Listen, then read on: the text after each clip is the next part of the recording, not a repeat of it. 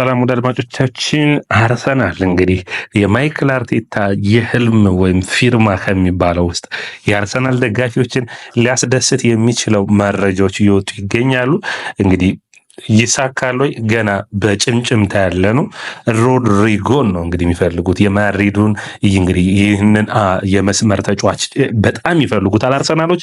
አርሰናል ከዚህ በፊት ከሪያል ማድሪድ ብዙ ተጫዋቾችን አስፈርመው የመድፈኞቹ ተደስተው ያውቃሉ። የሚሲት ኦዚል ፊርማ፣ የኦዴጋርድ ፊርማ በቅርብ ጊዜ የሚነሱ ናቸው።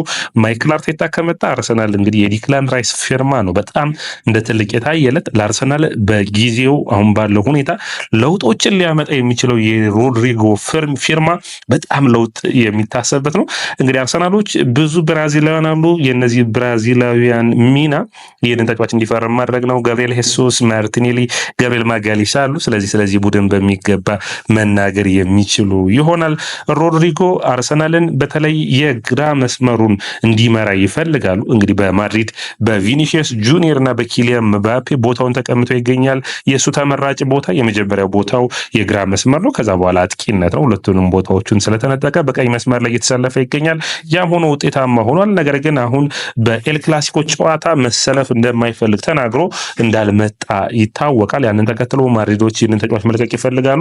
ዣቪ አሎንሶ ስር አዲስ ቡድን ለመገንባት ነው ያስባሉ።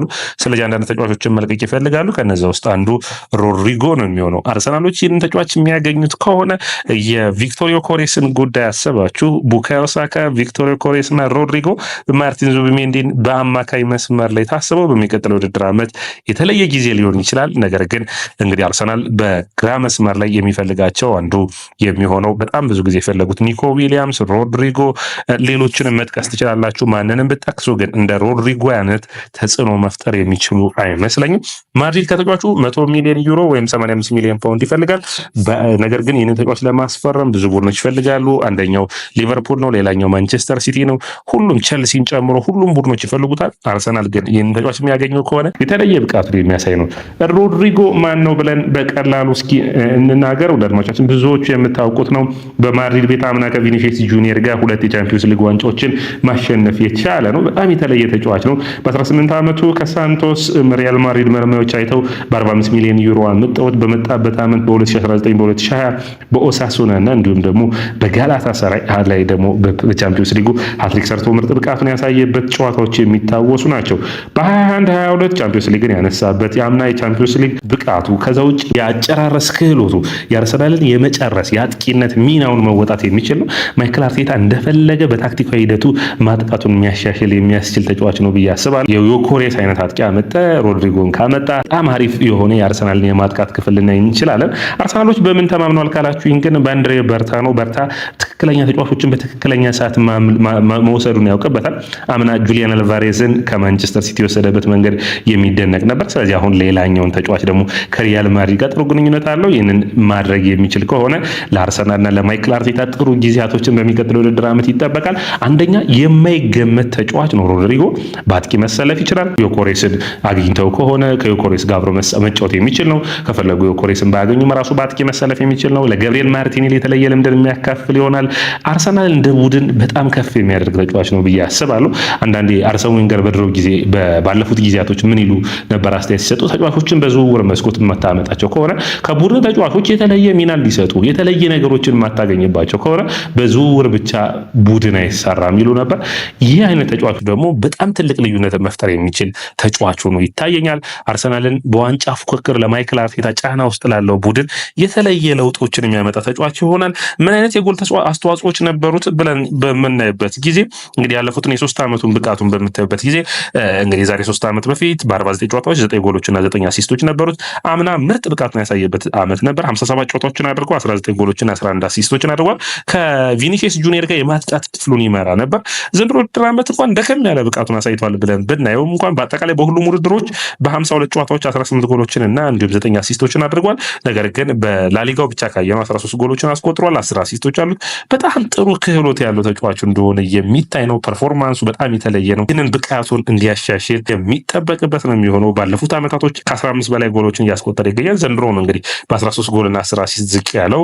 ስለዚህ ይህንን ብቃቱን ከፍ እንዲል ማሻሻል ማይክል አርቴታ በተለይ ደግሞ መከላከል ላይ ደከም ሊል ይችላል። ነገር ግን ነፃነትን ሰጥተህ ለአርሰናል ሌሎች ተጫዋቾች እንዲከላከሉ አድርገህ ጎሎች እንዲመጡ ማድረግ የዚህ ተጫዋች የተለየ ነው። በሎ ብሎክ የሚጫወት ቡድን ውስጥ የተለየ ሚና ይኖረዋል። ይህ ተጫዋች በማድሪድ የመቀጠሉ ነገር በጣም አጠራጣሪ ይመስለኛል። ከዣቪ አሎንሶ መምጣት ተከትሎ ዣቪ አሎንሶ አንድ አጥቂ ነው የሚፈልገው። ከዛ 3-4-3 ነው ያጫወት ስታይሉ። በመስመር ላይ አርዳ ጉለር የተሻለ በማድሪድ መጎልበት የሚችል ተጫዋች ሆኖ ይታያቸዋል። ስለዚህ ይህንን ተጫዋች የመለቀቅ ዕድላቸው የሚጠበቀው ከኪሊያን ምባፔና ከቤሊንጋም ጋር ግጭት ውስጥ ገብቷል። ከቪኒሲየስ ጁኒየር ጋር ጥሩ ግንኙነት ያላቸውና ጥሩ ጓደኛ ማቾች እንደሆነ ይታወቃል። አምና ማድሪድ በላሊጋውና በቻምፒዮንስ ሊጉ ስኬታማ ሲሆን የሁለቱን ቦታዎች በመሸፈን ሲጫወት የነበረው እንግዲህ ቪኒሲየስ ጁኒየር እና ኪሊያን ምባፔ በሁለት አጥቂ መጫወት የሚችል ነው። በ10 ቁጥር ሚና መጫወት የሚችል ነው። ከኳስ ጋር ያለው ክህሎት በጣም የተለየ ነው። እንግዲህ አንዳንድ ክህሎቶችን እስኪ እናወራለን። አንደኛ በተሳካ ሁኔታ ድሪብል ማድረግ የሚችል ነው።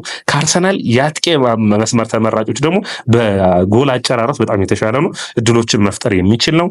ስለዚህ ሳካ እንዲሁም ደግሞ ሮድሪጎ በሁለቱ መስመሮች የሚጫወቱ ከሆነ አርሰናል የተሻለ የሚያደርጉ ነው። ወሳኝ ሰዓቶች ላይ ጎሎችን ማግኘት ያቀበታል። በአውሮፓ ቻምፒዮንስ ሊግ ባለቁ ሰዓታች እንዴት ሳጥን ውስጥ መገኘት የሚችል ይሄ ፖቸር የምትሉት አይነት አጥቂ ነው። በቃ በፈለገበት ሰዓት ትክክለኛው ሰዓት ተገኝቶ ጎሎችን ማስቆጠር የሚችል ነው። ፓስ በማድረግ አቅም ካላያችሁ ደግሞ እድሎችን መፍጠር የሚችል በጣም ወሳኝ የሆኑ ፓሶችን የሚያደርግ ነው። በመልሶ ማጥቃት የሚጫወት ነው። በጣም ፈጣን ተጫዋች ነው። በተለይ ይህንን የግራ መስመሩን ካገኘ በጣም ሯጭ የሚሆንና ቦታዎችን መሸፈን የሚችል ነው። እንግዲህ አርሰናል ለአሌክሳንደር ኢዛክ 150 ሚሊዮን ፓውንድ ከሚያወጣ ከሱ ዝቅ ያለውን ሻላ የሚባለውን በጥሩ ፐርፎርማንስ ላይ የሚገኙ ዮኮሬስን ማምጣት በአጥቂ መስመር ላይ እስከ 60 ሚሊዮን ፓውንድ ከዛ ውጭ ይህንን ተጫዋች በ80 ሚሊዮን ፓውንድ ማምጣት እና በአጠቃላይ በ150 ሚሊዮን ፓውንድ በሚባል ሁኔታ ሁለቱን ተጫዋቾች ማምጣት የአርሰናል የማጥቃት ክፍል የሚያነሳሳው ነው የሚሆነው። በጣም ለአርሰናሎች ለማይክል አርቴታ ቡድኑን ሙሉ በሙሉ ለውጦችን ማምጣት የሚችል ተጫዋች ነው ብዬ አስባለሁ።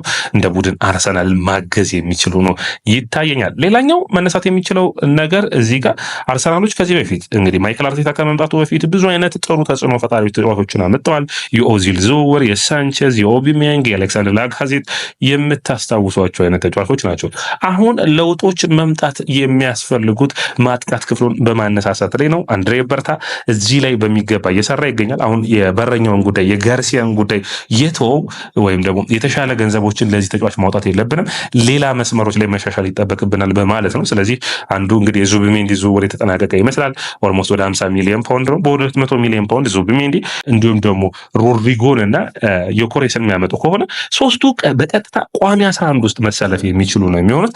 አርሰናልን በሚገባ ማሻሻል የሚችሉ ይሆናል። ሌሎች ተጫዋቾችን በመልቀቅ ደግሞ የተከላካይ መስመሩን የአማካይ መስመሩን ማሻሻል የሚያስችልን ዝውውር ማሳለፍ ይችላሉ። ነገር ግን ሮድሪጎ ሲነሳ የአውሮፓ ቻምፒዮንስ ሊግ ስኬቱ በተለይ ደግሞ ታታሪነቱ በትክክለኛው ሰዓት ትክክለኛ ቦታ በመገኘት ፖቸር የምትሉት የአርሰናልን የአጥቂ ችግር መቅረፍ የሚችል ተጫዋቹ ነው ይታየኛል።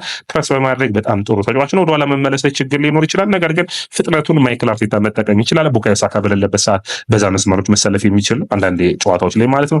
ከዛ ውጭ ደግሞ በሚፈልጉት ሰዓት አርሰናልን ውጤታማ አድርጎ ማውጣት የሚችል ነው። ማይክል አርቴታ በሚቀጥለው ውድድር ዓመት በጣም ቃና ውስጥ ስለሚገባ በዝውውር መስኮቶች ላይ የተሻሉ ተጫዋቾች የሚላቸውን ማዘዋወር ላይ በሚገባ እንደሚሰራ የሚጠበቅ ነው የሚሆነው። ወደ አድማጮቻችን ስለ ሮድሪጎ ዝውውር ምን ታስባላችሁ? ኮሜንት መስጫ ቦክስ ላይ አስቀምጡልኝ። ይህ ያያ ስፖርት ነው። ላይክ፣ ሼር፣ ኮሜንት፣ ሰብስክራይብ ማድረጋችሁን አትርሱ። ስለ ሮድሪጎ ዝውውር ምንስ ታስባላችሁ? ኮሜንት መስጫ ቦክስ ላይ አስቀምጡልኝ። ይህ ያያ ስፖርት ነው።